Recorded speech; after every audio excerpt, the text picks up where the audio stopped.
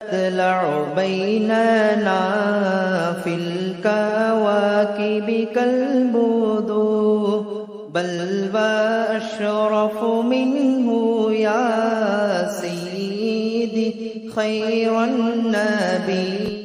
இதிலே நபிகளாரும் சமய நல்லிணக்கமும் என்ற ஒரு அருமையான தலைப்பிலே ஈரோடு மாவட்ட ஜமாத்துல் உலமா சபையினுடைய தகுதிமிக்க செயலாளர் பலக்கார திரு ஜன்னத்துல் பாக்கியாத் மஸ்ஜிதினுடைய தலைமை இமாம் மௌலானா ஃபைசுர் ரஹ்மான் பாக்கவி ஹசரத் அவர்கள் உரை நிகழ்த்துகிறார்கள். பிஸ்மில்லாஹிர் ரஹ்மானிர் ரஹீம். இன்னல் ஹம்தலில்லாஹ் நஹ்மது வ நுஸல்லி அலா ரசூலிஹில் கரீம். அம்மா பஅத். فقد قال الله تبارك وتعالى في كلامه القديم والفرقان المجيد: أعوذ بالله من الشيطان الرجيم. بسم الله الرحمن الرحيم. لا ينهاكم الله عن الذين لم يقاتلوكم في الدين ولم يخرجوكم من دياركم أن تبروهم وتقسطوا إليهم إن الله يحب المقسطين. صدق الله وصدق رسول الله صلى الله عليه وسلم.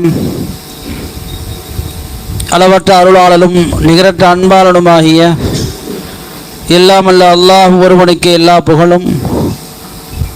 வாழ்வாங்கு வாழ வான்மறையை பெற்று அதன்படி வாழ்ந்து வழிகாட்டிய வள்ளல் பெருமகனார் முஹம்மதுர் ரசூலுல்லாஹி ஸல்லல்லாஹு அலைஹி வஸல்லம் அன்னவர்கள் மீதும், அன்னாரின் வழிமுறைகளை எப்படி பின்பற்றி வாழ்ந்து கொண்டிருக்கிற இனி வாழ இருக்கிற குறிப்பாக இங்கே கூடியிருக்கிற அனைவர்கள் மீதும் அல்லாஹ்வுடைய அன்பு மருளும் என்றும் நிறைவாழப்பட்டுமாக. ஆமீன். ஈரோடு மண்டல ஜமாத்துல் உலமா சபை மற்றும் ஈரோடு ஜானகி அம்மாள் லேஅவுட் தாருல் உலூம் சித்திகியா மதரசாவின் சார்பாக நடைபெறக்கூடிய இக்கருத்தரங்கத்திற்கு தலைமையேற்றிருக்கக்கூடிய தாவூதியா அரபிகளுடைய துணை முதல்வர் ஹசரத் கிப்லா அவர்களே, எனக்கு பின்னால் மிகச் சிறப்பான முறையிலே பேச இருக்கக்கூடிய ஆலிம் சகோதரர்களே, இந்த விழாவை தலைமை நடத்தி கொண்டிருக்கக்கூடிய இந்த மஸ்ஜிதுடைய துணை முத்தவல்லி ஹாஜியார் அவர்களே, நிர்வாக பெருமக்களே, இங்கே மிக திரளாக கூடியிருக்கக்கூடிய மதரசாவுடைய மாணவர்களே, ஜமாத்தார்களே, சகோதரிகளே, உங்கள் அனைவருக்கும் இனிய அஸ்ஸலாமு அலைக்கும் வரஹ்மத்துல்லாஹி வபரகாத்துஹு.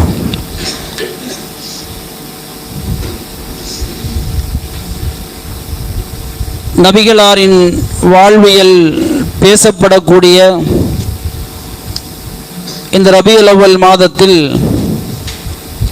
நபிகளாரின் 1500வது பிறப்பை முன்னிட்டு ஈரோடு மண்டல ஜமாத்துல் உலமா சபையின் சார்பாக ஈரோடு மாநகரத்தின் பல்வேறு பகுதிகளிலும் மீலாது விழாக்கள், கருத்தரங்குகள், சுருளும் சொல்லரங்குகள் என பல்வேறு விழாக்களை நடத்தி வருகிற அந்த அடிப்படையில் இப்பொழுது நபிகளாரின் வாழ்வியல் குறித்து 4 நல்ல தலைப்புகளில் கருத்தரங்கம் இப்பொழுது ஆரம்பமாயிருக்கிறது.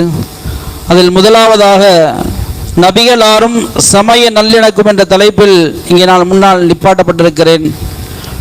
4 பேரில் முதலாவதாக என்னை அழைத்திருக்கிறார்கள். காரணம், அந்த 4ஐ விட இது முக்கியமானது என்பதனால், சமய நல்லிணக்கம் என்பது ரொம்ப முக்கியமானது என்பதனால் முதலாவதாக நான் அழைக்கப்பட்டிருக்கிறேன் நான் நினைக்கிறேன்.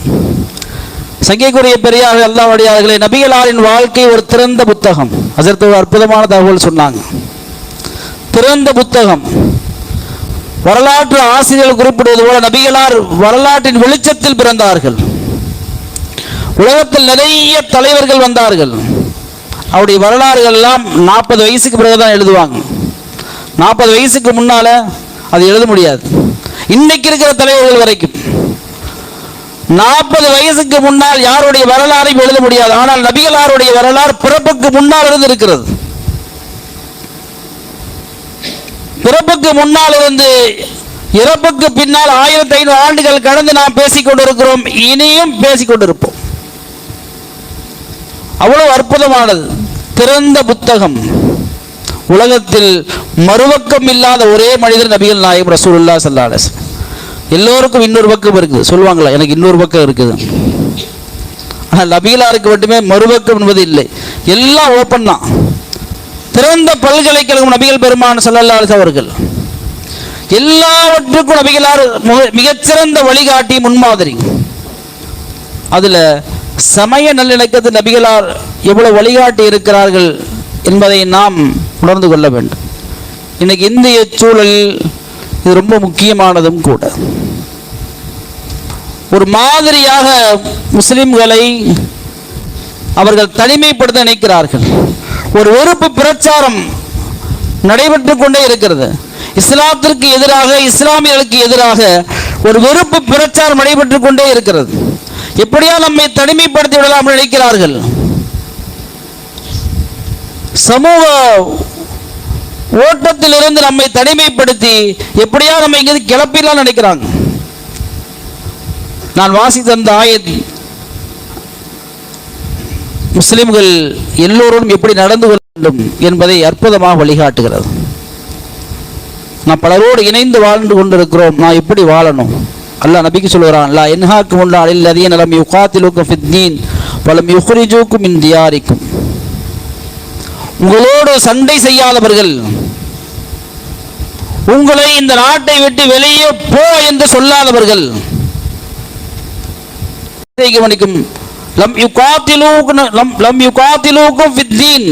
மார்க்க விஷயத்திலே உங்களோடு சண்டை செய்யாதவர்கள், வலம் யுக்ரிஜூக்கும் மின் தியாரிக்கும், உங்களை இந்த நாட்டை விட்டு வெளியே போ என்று சொல்லாதவர்கள். அவர்கள் நீங்கள் எப்படி நடந்து கொள்ள தெரியுமா? அந்த பர்ரூஹும், அவர்கள் நீங்கள் நல்ல முறையில் நடந்து கொள்ள வேண்டும், நல் இணக்கத்தோடு நடந்து கொள்ள வேண்டும். வத்துக்ஸிது இலைஹிம், அவர்கள் நீங்கள் நீதமாக நடந்து கொள்ள வேண்டும். இன்னல்லாஹ் யுஹிப்புல் முக்ஸிதீன், அல்லாஹ் நீதமாக நடப்பவர்களை விரும்புகிறான் அப்படின்னு சொல்றான். இந்த நிலைதான் நீண்ட காலமாக இந்தியாவில் இருந்தது. நபிகள் பெருமான் ரசூலை கரீம் ஸல்லல்லாஹு அலைஹி வஸல்லம் மதீனாவுக்கு போனதுன்னு முதல் செய்த காரியம் என்னங்க நமக்கு தெரியும். என்ன செஞ்சாங்க? மஸ்ஜித் நபவி கட்டினாங்க, ஒரு மதரசா கட்டினாங்க இல்லையா? அதுக்கு அடுத்தபடியாக மூன்றாவது செய்தவர்கள் சமூக நல்லிணக்கம் தான்.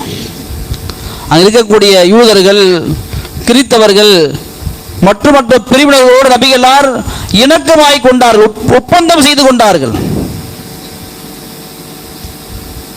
ஏன்னா எல்லோரும் நிம்மதியாக வாழ வேண்டும். ஒரே நாட்டிலே ஒரே ஊரிலே வாழுகிறார்கள். வாழக்கூடிய எல்லோரும் நிம்மதியாக வாழ வேண்டும்.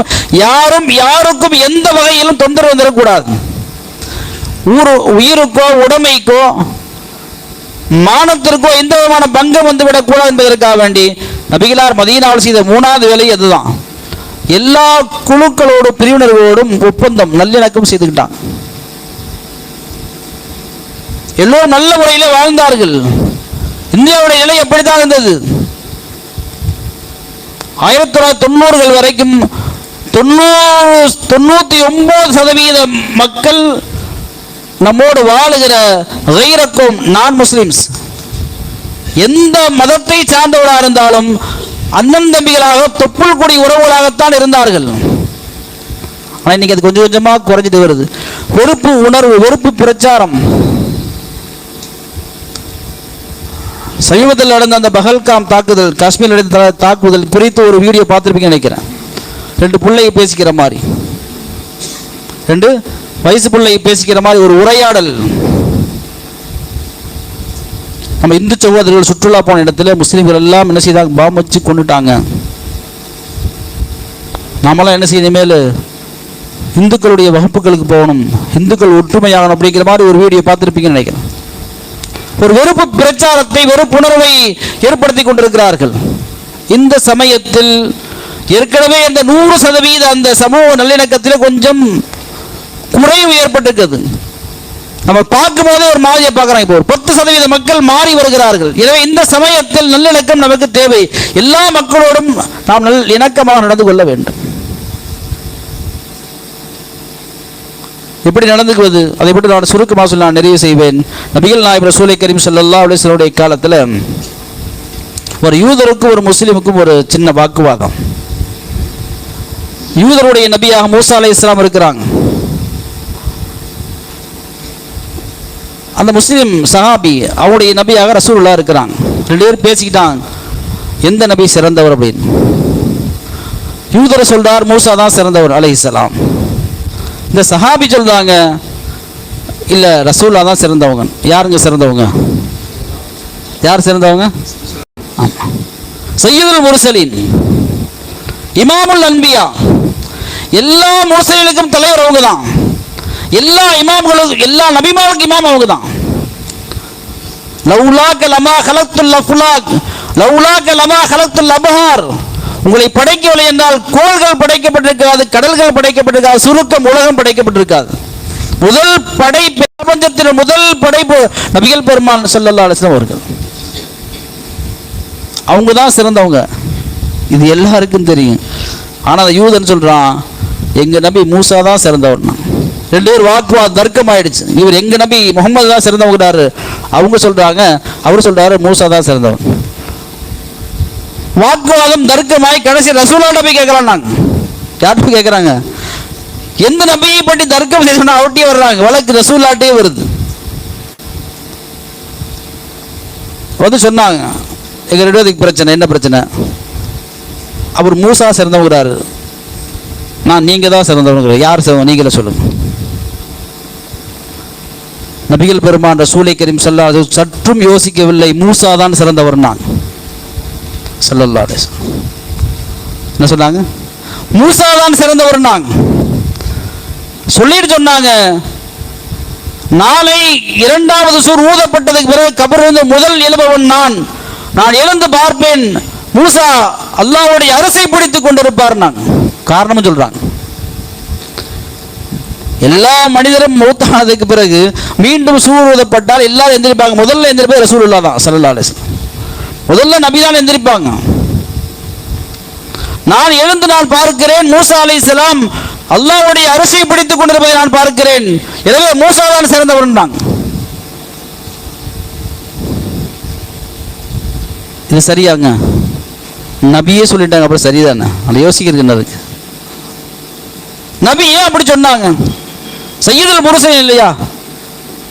எல்லா மனிதர்களும் சிறந்தவர்கள் அவர்கள் தான். யாருக்கும் கிடைக்காத பாக்கியங்கள் கிடைத்தது. அல்லாஹ்வை நேரில் சந்திக்கிற பாக்கியம், மேராஜ் செல்கிற பாக்கியம் கிடைத்தது. கை நீட்டினால் சந்திரன் பிளந்தது, கை விரலிலிருந்து தண்ணீர் கொப்பளித்தது. ஒரு கோப்பை பாலை கொண்டு பல 100 சஹாபாக்கள் பருகினார்கள். அற்புத நபி, உயர்ந்த நபி. அவங்க தான் உயர்ந்த, அவங்களுக்கே தெரியும். ஆனால் இங்கே 2 சமூகத்திற்கு மத்தியிலே பிரச்சனை வந்து வரக்கூடாது, இணக்கம் ஏற்பட வேண்டும். யூதர்களும் முஸ்லிம்களும் பிணங்கிக் கொள்ளக் கூடாது என்பதற்காக வேண்டி என்ன சொன்னார்கள்? மூசா தான் சிறந்தவர். நான் எவ்வளவு நல்லிணக்கம் பண்ணியிருக்காங்க பாருங்க. இதை விட சமூக நல்லிணத்திற்கு நபிகளாருடைய வழிகாட்டுதல் தேவையே இல்லை. அற்புதமான வழிகாட்டுதல் நபிகள் பெருமான் ரசூலை கரீம் ஸல்லல்லாஹு அலைஹி வஸல்லம் வழிகாட்டுதல். எனவே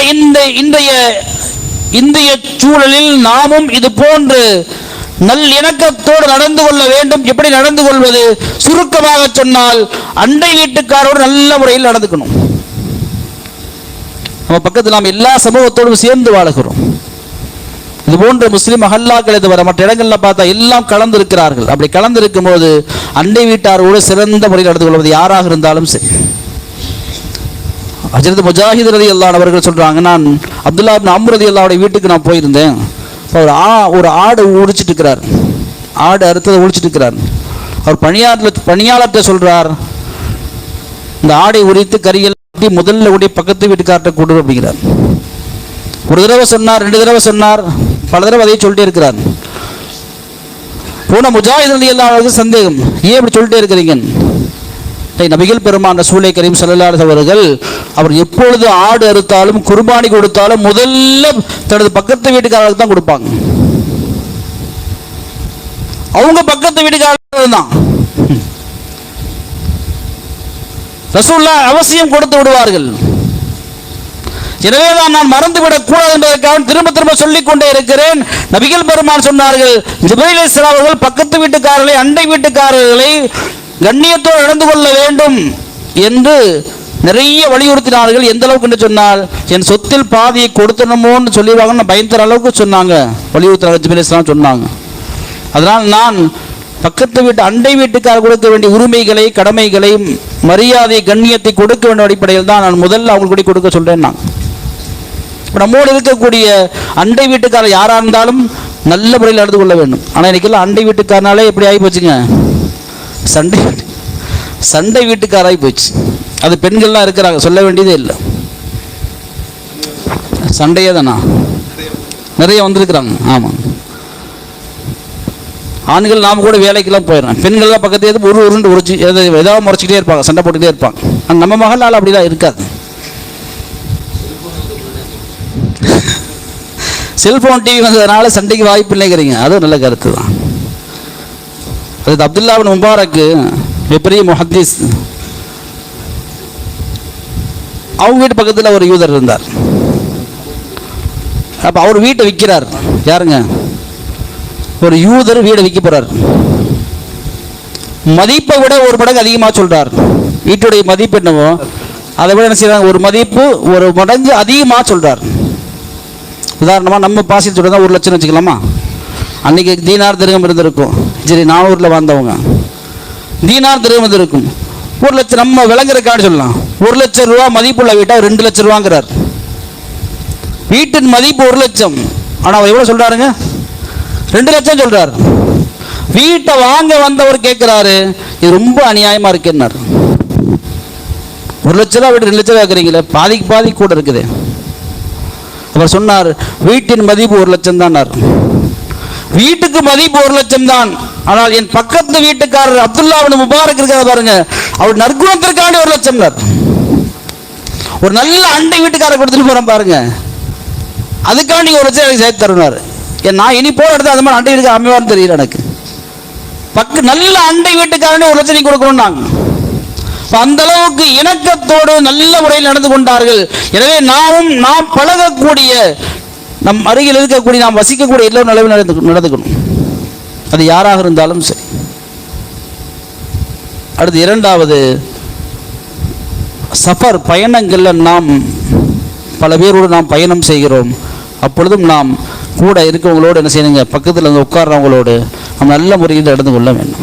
குறிப்பாக நான் முஸ்லீம்ஸ் யாராவது வந்தாங்கன்னா இடம் கொடுக்கணும். ட்ரெயினில், பஸ்ஸில் இந்த பெண்கள்லாம் பார்த்தா என்ன செய்வாங்க, இடமே கொடுக்க மாட்டாங்க, நல்லா நகர்ந்து உட்காந்துக்குவாங்க. 3-4 சீட்டில் 2 உட்காந்துக்குவாங்க. யாராவது ஒருத்தர் அடுத்தால் வந்து உட்காரக்கூடாது, அப்படி இருக்காங்க. அந்த மாதிரிலாம் செய்யக்கூடாது. ட்ரெயின்லேயே அப்படி தான், இடமெல்லாம் இடம் கொடுக்கும். யாராவது கயிறுக்கும் வந்துட்டாங்க, நிற்கிறாங்க, வயசானவங்களாம் எந்திரிச்சிடணும். நாம் எந்திரிச்சு அவங்களுக்கு இடம் கொடுக்கணும். இஸ்லாத்தை சொல்ல வேண்டிய அவசியம் இல்லை, வாயால் சொல்லணுங்கிற அவசியம் இல்லை. நபிகளாருடைய செயலால் இஸ்லாம் வளர்ந்தது, நபிகளாருடைய செயலால் நல்லிணக்கம் வளர்ந்தது. முன்னால் சுட்டிக்காட்டி அந்த சம்பவம் பாருங்க இல்லையா, மூசா அலைஹிஸ்ஸலாம் சிறந்தவங்க சொன்னாங்க, வேலை முடிஞ்சு போச்சு, பிரச்சனை இல்லை. அப்ப நாம் செய்யக்கூடிய அந்த சஃபர் பயணங்கள்ல சிறப்பாக நான் என்ன செய்யணுங்க, அதை பயன்படுத்தணும். அதே மாதிரி முஆமலாத், கொடுக்கல் வாங்கல், வியாபாரிகள் கவனிக்கணும். அடுத்து வியாபாரத்தை பற்றி பேச போகிறாங்க. வியாபாரிகள் நல்ல முறையில், முஸ்லீம்கள் முதல்ல ஒரு காலத்தில் இருந்த அந்த காலத்தில் வியாபாரம் என்று சொல்லி வியாபாரிகள் என்றாலே முஸ்லீம்கள் தான். எல்லா வியாபாரத்திலையும் முதல் நிலையில் இருந்தாங்க. ஏன்னா முஸ்லீம்கிட்ட வாங்கினா கரெக்டாக இருக்குன்னு நினச்சாங்க. முஸ்லீம்கள் ஏமாற்ற மாட்டாங்க நம்பிக்கை இருந்தது. தற்பொழுது குறைந்திருக்கிறது. எனவே அந்த நம்பிக்கை மீட்டெடுக்க வேண்டும். முஆமலாத், கொடுக்கல் வாங்கலிலே, முஆஷராத், வாழ்க்கையிலே நாம் மற்றவர்களோடு நல்ல முறையில், மிகச் சிறந்த முறையில் நடந்து கொள்ள வேண்டும். நம்ம இடத்துல காஃபிர்கள் அல்லது கிறித்தவர்கள் யார் வந்து என்ன வாங்கினாலும் கொடுத்தாலும் அது மிகச் சிறப்பாக இருக்குது. வாக்குறுதி கொடுத்தோம்னா காப்பாற்றணும். நாம் வீட்டில் போய் குடியிருக்கிறோம்னா நாம் ரொம்ப என்ன செய்யணுங்க, நீட்டாக வீட்டை வச்சுக்கணும். குறிப்பிட்ட நேரத்தில் வாடகை கொடுக்கணும். எந்த விதமான ஏமாற்றுதலும் மோசடி இருக்கக்கூடாது. இதில் நாம் கவனம் செலுத்தணும். இப்படி செலுத்தினால் நல்லிணக்கம் வந்துடும். 4வதாக முடிச்சுட்டு அவ்வளோதான், நாம் மஸ்ஜிதுகளை பயன்படுத்தணும். எந்த ஒரு இறை ஆலயத்திற்கும் இல்லாத மிகப்பெரிய சிறப்பு நம்ம மஸ்ஜிதுக்கு இருக்கு. மஸ்ஜிதுகளை தேடி ஓதி பார்க்க வருகிறார்கள். பயன்படுத்தணும். நிறைய மசூதியில் பயன்படுத்துகிறதே இல்லை. வரக்கூடிய மக்களை கண்ணியப்படுத்தணும். சேர் போடணும், ஃபேன் போடணும். சென்னையில் வரக்கூடிய குழந்தைகள் தானே ஓதி பார்க்க வராங்க. மேக்சிமம் குழந்தைகள் ஏதோ சாக்லேட் இந்த பொம்மையெல்லாம் வாங்கி வச்சுருக்காங்க. அழுகாமல் இருக்கிறதுக்காக வேண்டி, கையில் கொடுப்பதற்காக வேண்டி, வெயிட் பண்ணக்கூடாதுக்காண்டி சேர் போட்டு வச்சுருக்கிறாங்க. ஃபேன் போட்டு வைக்கணும். இதன் மூலமாக ஒரு இணக்கம் ஏற்படும், நல்ல இணக்கம் ஏற்படும். இதையெல்லாம் நாம் பின்பற்ற வேண்டும் நான் கேட்டுக்கொள்வதோடு, நம்முடைய இந்த நடவடிக்கைகள் இருக்குமேயானால், எல்லோரோடும் இணக்கமாக நடக்கூடிய இந்த பழக்க வழக்கம் வந்து விடுமேயானால், நிறைய அபூபக்கர்கள் வந்து விடுவார்கள். அபூபக்கர் எல்லாரும் என்ன செய்தாங்க? நபிகளாருக்கு உற்ற தோழராக, உறுதுணையா, இஸ்லாத்தின் வளர்ச்சியில் உறுதுணையா அபூபக்கர் எல்லாம் இருந்தாங்க. இதை அபூபக்கர்களை உருவாக்கணும். அபூபக்கர்களை உருவாக்கவில்லை என்றாலும் அபூ தாலிப் நமக்கு தேவை. யார் தேவைங்க? Abu Talib. ரசூலுல்லாவுடைய பாட்டனார் வஃபாத்துக்கு பிறகு ரசூலுக்கு ரொம்ப உறுதுணையாக இருந்தவங்க யாருங்க? Abu Talib. ஆனால் அவங்க முஸ்லீம் அல்ல. அந்த மாதிரி நாம் சுற்றி இருக்கக்கூடிய பகுதியிலும் அபூ தாலிப்ல அதிகமாக்கணும். இது நம்முடைய நடவடிக்கைகள் மூலமாக ரெண்டும் சாத்தியம். அபூபக்கர்கள் அதிகமாகணும். இஸ்லாத்தை ஏற்றுக்கொள்ள, இஸ்லாத்துக்குள்ள வந்துடணும் எல்லாரும். இல்லையா, இஸ்லாத்தை ஏற்றுக்கொள்ளவில்லைனாலும் முஸ்லிம்களுக்கு உறுதுணையாக இருக்கக்கூடிய அபூ தாலிபை போன்றவர்கள் அதிகமாகணும். ஆனால் நம்முடைய நடவடிக்கைகள் மூலமாக, நம்முடைய செயல்பாடு அபூ ஜஹல்களை உருவாக்கிடக்கூடாது. யாரை உருவாக்கிடக்கூடாதுங்க? அபூ ஜஹல்களை உருவாக்கிடக்கூடாது. இதுதான் இந்த கருத்தரங்கத்துடைய முக்கிய நோக்கமாக இருக்கிறது. எல்லாம் அல்லாஹ் சுப்ஹானஹு வ தஆலா நபிகளாரின் வாழ்வை அறிந்து அதை எல்லா நிலைமையிலும் முழுமையாக பின்பற்றி எனக்கு அல்லாஹ் அருள் செய்வானாக. இந்த மஜ்லிஸை அல்லாஹ் கபூல் செய்வானாக. ஆமீன். வ ஆகிரு தஅவானா அல்ஹம்துலில்லாஹி ரப்பில் ஆலமீன். அல்ஹம்துலில்லாஹ். நபிகளாரும் சமய நல்லிணக்கமும் என்ற ஆழமான தலைப்பிலே அருமையான கருத்துரை நிகழ்த்தினார்கள் ஹஜ்ரத் அவர்கள். இன்றைய கால சூழலிலே மாற்று மத சகோதரத்துவ சமுதாயத்தோடு சமய நல்லிணக்கம் பேணுவது என்பது எந்த அளவுக்கு அவசியமானது, அத்தியாவசியமானது என்பதை மிகச் சிறப்பாக ஹஜ்ரத் அவர்கள் தங்களுடைய உரையிலே வைத்தார்கள். அந்த சமய நல்லிணக்கம் பேணுவதிலே 3 முறைகளை ஹஜ்ரத் அவர்கள் சொன்னதை நாம் கேட்டோம். முதலாவது, அண்டை வீட்டாரோடு நல்லுறவை பேண வேண்டும்.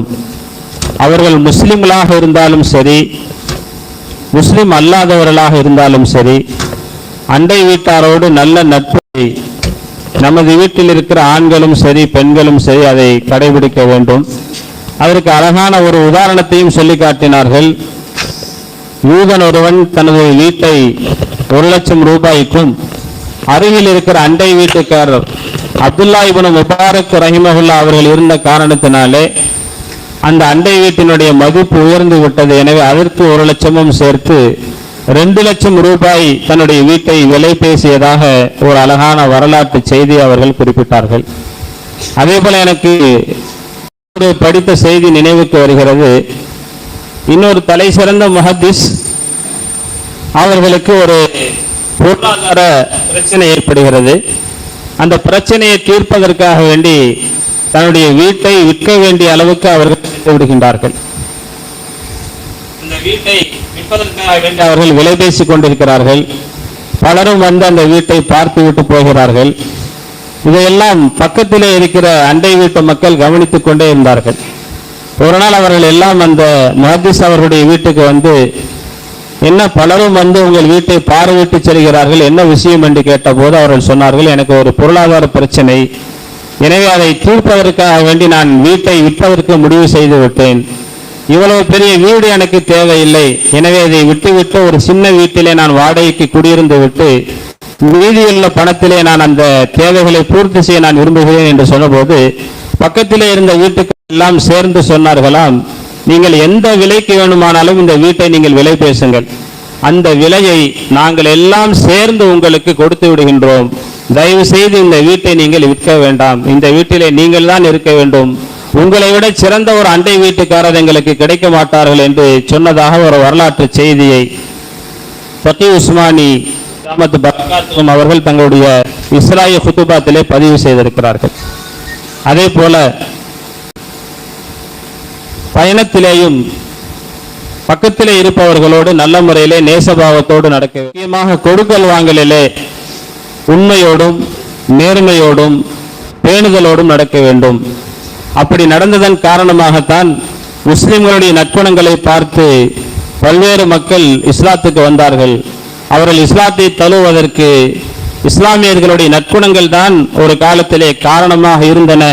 அதுபோன்ற நற்குணங்கள் தற்போது குறைந்து கொண்டு வருவதை நினைவூட்டி அந்த நற்குணங்களை நாம் மீட்டெடுத்து அதன் மூலமாக மக்களுடைய மனங்களை கவர வேண்டும், அவர்களை இஸ்லாத்தின்பால் ஈர்க்க வேண்டும் என்ற அருமையான கருத்தை முன்வைத்த ஹஜ்ரத் அவர்களுக்கு நன்றியை நான் தெரிவித்துக் கொள்கின்றேன்.